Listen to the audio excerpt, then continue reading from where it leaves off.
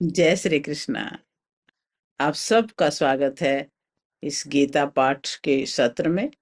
और हम आज करेंगे छठा अध्याय। अथ षष्ठो अध्यायः। श्री भगवान उवाच। अनाश्रित कर्मफलं कार्यं कर्म करोति यः स सन्न्यासी च योगी च न निरग्निर्चाक्रिय। अब श्री भगवान बोले, जो पुरुष कर्मफल का आश्रय न लेकर करने योग्य कर्म करता है वह सन्यासी तथा योगी है, और केवल अग्नि का त्याग करने वाला सन्यासी नहीं है, तथा केवल क्रियाओं का त्याग करने वाला योगी नहीं है। फिर आगे कहते हैं, हे अर्जुन, जिसको सन्यास कहते हैं तू उसको जान, क्योंकि संकल्पों का त्याग न करने वाला कोई भी पुरुष योगी नहीं होता। योग में आरूढ़ होने की इच्छा वाले मननशील पुरुष के लिए योग की प्राप्ति में निष्काम भाव से कर्म करना ही हेतु कहा जाता है, और योगारूढ़ हो जाने पर उस योगारूढ़ पुरुष का जो सर्व संकल्पों का अभाव है वही कल्याण में हेतु कहा जाता है। अब आगे कहते हैं, योगारूढ़ कौन होता है? इसका उत्तर देते हैं, जिस काल में न तो इंद्रियों के भोगों में और न कर्मों में आसक्त होता है, उस काल में सर्व संकल्पों का त्यागी पुरुष योगारूढ़ कहा जाता है। उद्धरेदात्मनात्मानं नात्मानं अवसादयेत् आत्मैहि आत्मनो बन्धुरात्मैरिपुरात्मनः।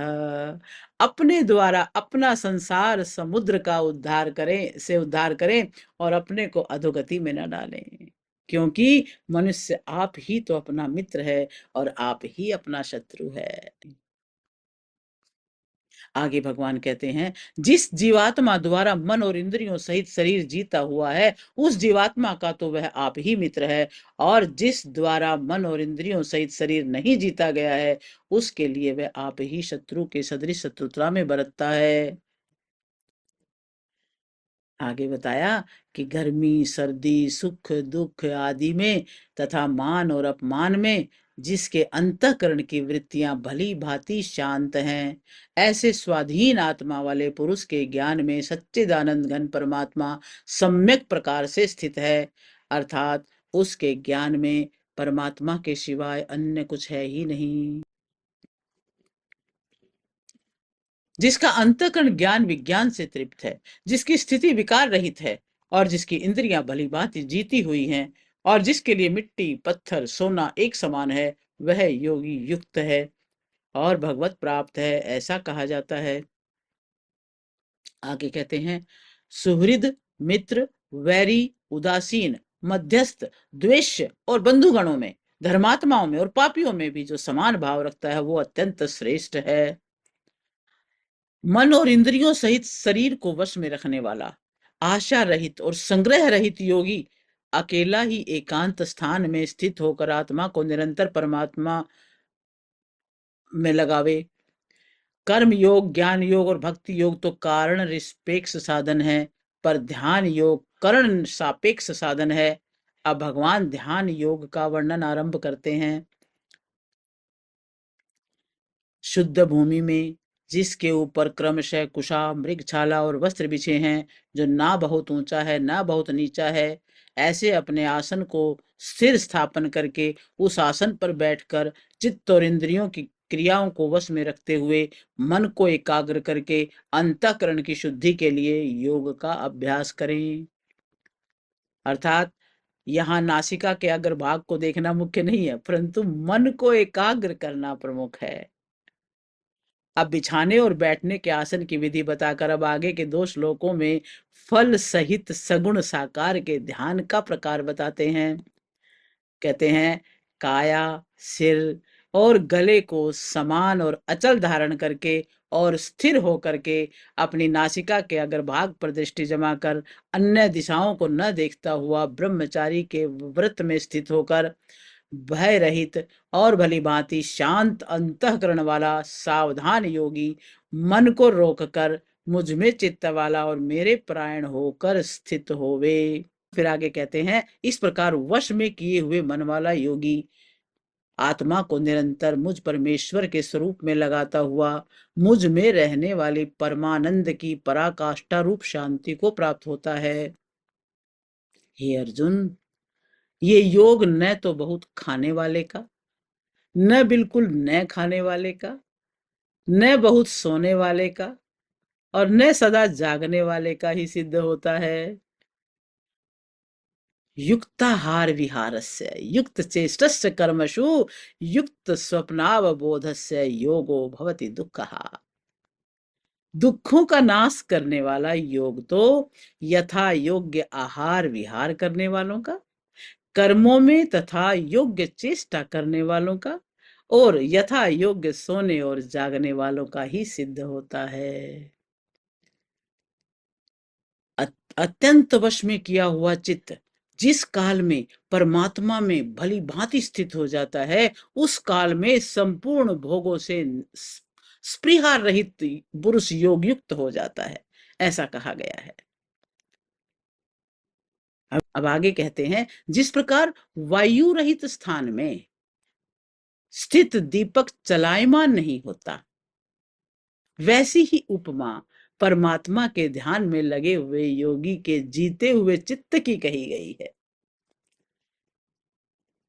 कहते हैं, योग के अभ्यास से निरुद्ध चित्त जिस अवस्था में उपराम हो जाता है और जिस अवस्था में परमात्मा के ध्यान से शुद्ध हुई सूक्ष्म बुद्धि द्वारा परमात्मा को साक्षात करता हुआ सच्चिदानंद घन परमात्मा में ही संतुष्ट रहता है, इंद्रियों से अतीत केवल शुद्ध हुई सूक्ष्म बुद्धि द्वारा ग्रहण योग करने योग्य जो अनंत आनंद है, उसको जिस अवस्था में अनुभव करता है और जिस अवस्था में स्थित यह योगी परमात्मा के स्वरूप से विचलित होता ही नहीं, परमात्मा की प्राप्ति रूप जिस लाभ को प्राप्त होकर उससे अधिक दूसरा कुछ भी लाभ नहीं मानता और परमात्मा प्राप्ति रूप जिस अवस्था में स्थित योगी बड़े भारी दुख से भी चलायमान नहीं होता, जो दुख रूप संसार के संयोग से रहित है तथा जिसका नाम योग है, उसको जानना चाहिए। वह योग न उकताए हुए अर्थात धैर्य और उत्साह युक्त चित्त से निश्चय पूर्वक करना कर्तव्य है। अब आगे के श्लोक में कहते हैं, संकल्प से उत्पन्न होने वाली संपूर्ण कामनाओं को निश्शेष रूप से त्याग कर और मन के द्वारा इंद्रियों के समुदाय को सभी ओर से भली भांति रोक कर क्रम क्रम से अभ्यास करता हुआ उपरति को प्राप्त हो और धैर्य युक्त बुद्धि के द्वारा मन को परमात्मा में स्थित करके परमात्मा के सिवाय कुछ भी चिंतन न करे। ये स्थिर न रहने वाला और चंचल मन जिस जिस शब्दादि विषय के निमित्त से संसार में विचरता है, उस विषय से रोक कर यानी हटाकर इसे बार बार परमात्मा में निरुद्ध करे। क्योंकि जिसका मन भली प्रकार शांत है, जो पाप से रहित है, जिनका रजोगुण शांत हो गया है, ऐसे इस सच्चिदानंद घन ब्रह्म के साथ एक ही भाव हुए योगी को उत्तम आनंद प्राप्त होता है। वह पाप रहित योगी इस प्रकार निरंतर आत्मा को परमात्मा में लगाता हुआ सुख पूर्वक पर ब्रह्म परमात्मा की प्राप्ति रूप अनंत आनंद का अनुभव करता है।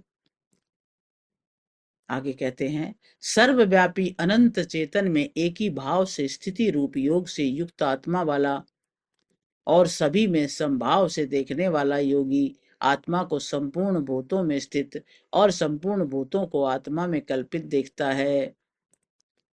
यो माम पश्यति सर्वत्र सर्वं च मयि पश्यति तस्याहं न प्रणश्यामि स च मे न प्रणश्यति। जो पुरुष संपूर्ण भूतों में सबके आत्म रूप मुझ वासुदेव को व्यापक देखता है और संपूर्ण भूतों को मुझ वासुदेव के अंतर्गत देखता है, उसके लिए तो मैं कभी अदृश्य नहीं होता और वो मेरे लिए अदृश्य नहीं होता। साधक पहले परमात्मा को दूर देखता है, फिर नजदीक देखता है, फिर अपने में देखता है और फिर केवल परमात्मा को ही देखता है। कर्मयोगी परमात्मा को नजदीक देखता है, ज्ञान योगी परमात्मा को अपने में देखता है, और भक्ति योगी परमात्मा को सब जगह देखता है। बोलो कृष्ण भगवान की जय। अब भगवान ध्यान करने वाले सिद्ध भक्त योगी के लक्षण बताते हैं। सर्वभूत स्थितम यो माम भजन्ति एकम अवस्थिता सर्वथा वर्तमानोपि स योगी मयि वर्तते। जो पुरुष एक ही भाव में स्थित होकर संपूर्ण भूतों में आत्म रूप से स्थित मुझ सच्चिद आनंद घन वसुदेव को भजता है, वह योगी सर्व प्रकार से बरतता हुआ भी मुझ में ही बरतता है।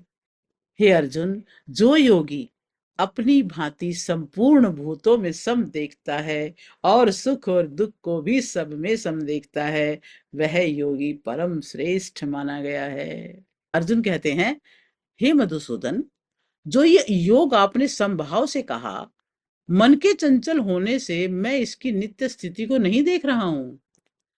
चंचलम ही मनः कृष्ण प्रमादि बल दृढ़म तस्याहम निग्रहम मन्ये वायोरिव सुदुष्करम। हे कृष्ण, ये मन बड़ा चंचल है, प्रमथन स्वभाव वाला है, बड़ा दृढ़ और बलवान है, इसलिए उसका वश में करना मैं वायु को रोकने की भांति अत्यंत दुष्कर मानता हूं। अब आगे के श्लोक में भगवान अर्जुन की मान्यता का अनुमोदन करते हुए मन के निग्रह का उपाय बताते हैं। कहते हैं, असंशयम महाबाहो मनोर्दुर्निगृहम चलम अभ्यासेन तु कौन्तेय वैराग्येन च गृह्यते। कहते हैं, हे महाबाहो, निसंदेह मन चंचल है, कठिनता से वश में होने वाला है, परंतु हे कुंती पुत्र, अभ्यास और वैराग्य से वश में होता है। जिसका मन वश में किया हुआ नहीं है, ऐसे पुरुष द्वारा योग दुष्प्राप्य है। जिसका मन वश में नहीं है, वो योग नहीं कर सकता। और वश में किए हुए मन वाले प्रयत्नशील पुरुष द्वारा साधन से उसका प्राप्त होना सहज है, ये मेरा मत है। अब अगले श्लोक में क्या कहते हैं? अर्जुन पूछते हैं, हे कृष्ण, जो योग में श्रद्धा रखने वाला है किंतु संयमी नहीं है, इस कारण जिसका मन अंत काल में योग से विचलित हो गया है, ऐसा साधक योग की सिद्धि को अर्थात भगवत साक्षात्कार को न प्राप्त होकर किस गति को प्राप्त करता है? हे महाबाहो, क्या वह भगवत प्राप्ति के मार्ग में मोहित और आश्रय रहित पुरुष छिन्न भिन्न बादल की तरह दोनों ओर से भ्रष्ट होकर नष्ट तो नहीं हो जाता? अब अर्जुन को बहुत शंकाएं हो रही हैं। वो भगवान से प्रार्थना करते हैं संदेह दूर करने की। हे कृष्ण, मेरे इस संशय को संपूर्ण रूप से छेदन करने के लिए आप ही योग्य हैं, क्योंकि आपके सिवाय दूसरा कोई इस संशय का छेदन नहीं कर सकता। अर्जुन को सिर्फ भगवान श्री कृष्ण की भगवत्ता पर विश्वास था, तभी यहाँ वे योग भ्रष्ट की गति के विषय में प्रश्न करते हैं और कहते हैं, इस बात को आपके सिवाय दूसरा कोई नहीं बता सकता। और भगवान श्री कृष्ण को भगवत्ता पर विश्वास होने के कारण ही उन्होंने एक अक्षौहिणी सशस्त्र नारायणी सेना को छोड़कर निशस्त्र भगवान को स्वीकार किया था। अब फिर भगवान जी कहते हैं, हे पार्थ, उस पुरुष का न तो इस लोक में नाश होता है और न परलोक में, क्योंकि हे प्यारे, आत्मोद्धार के लिए अर्थात भगवत प्राप्ति के लिए कर्म करने वाला कोई भी मनुष्य दुर्गति को प्राप्त नहीं करता। अब पुरुष लोक में भगवान ने अर्जुन को आश्वासन दिया कि किसी भी साधक का पतन नहीं होता, वह दुर्गति में नहीं जाता। अब भगवान अर्जुन द्वारा ही 37वें श्लोक में किए गए प्रश्न के अनुसार योग भ्रष्ट की गति का वर्णन करते हैं। वो कहते हैं, योग भ्रष्ट पुरुष पुण्यवान लोकों में अर्थात स्वर्गवादी उत्तम लोगों को प्राप्त होकर उनमें बहुत वर्षों तक निवास करके फिर शुद्ध आचरण वाले श्रीमान पुरुषों के घर में जन्म लेता है। अथवा वैराग्यवान पुरुष उन लोकों में न जाकर ज्ञानवान योगियों के कुल में जन्म लेता है।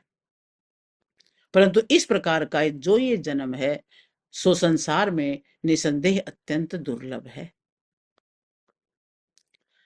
वहां उस पहले शरीर में संग्रह किए हुए बुद्धि संयोग को अर्थात राम बुद्धि रूप योग के संस्कारों को अनायास ही प्राप्त हो जाता है।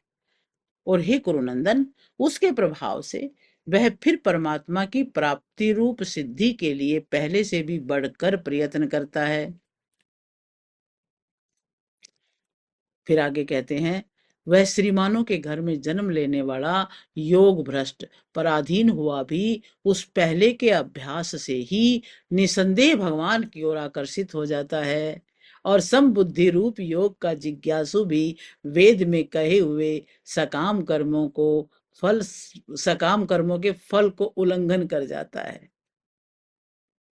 अब आगे, श्रीमानों के घर में जन्म लेने के बाद जब वह योग भ्रष्ट परमात्मा की तरफ खींचता है, तब उसकी क्या दशा होती है, वो आगे के श्लोक में बताते हैं। परंतु प्रयत्न पूर्वक अभ्यास करने वाला योगी तो पिछले अनेक जन्मों के संस्कार बल से इसी जन्म में संसिद्ध होकर के संपूर्ण पापों से रहित होकर के फिर तत्काल परम गति को प्राप्त हो जाता है। अब योगी तपस्वियों से श्रेष्ठ है, शास्त्र ज्ञानियों से भी श्रेष्ठ है, और सकाम कर्म करने वालों से भी योगी श्रेष्ठ है। इसलिए हे अर्जुन, तू योगी हो जा। अब आगे कहते हैं, संपूर्ण योगियों में भी जो श्रद्धावान योगी मुझ में लगे हुए अंतरात्मा से मुझको निरंतर भजता है, वह योगी मुझे परम श्रेष्ठ मान्य है। और यहाँ पर ये 6वां अध्याय संपन्न होता है। ओम तत्सेदते श्रीमद्भगवत गीता उपनिषत्सु ब्रह्म विद्यायाम योग शास्त्रे श्री कृष्ण अर्जुन संवादे आत्म संयम योगो नाम 6वां अध्याय। इस प्रकार उपनिषद, ब्रह्म विद्या और योग शास्त्र रूप श्रीमद् भगवत गीता के श्री कृष्ण अर्जुन संवाद में आत्म संयम योग नामक 6वां अध्याय संपूर्ण हुआ। ओम श्री कृष्णाय नमः।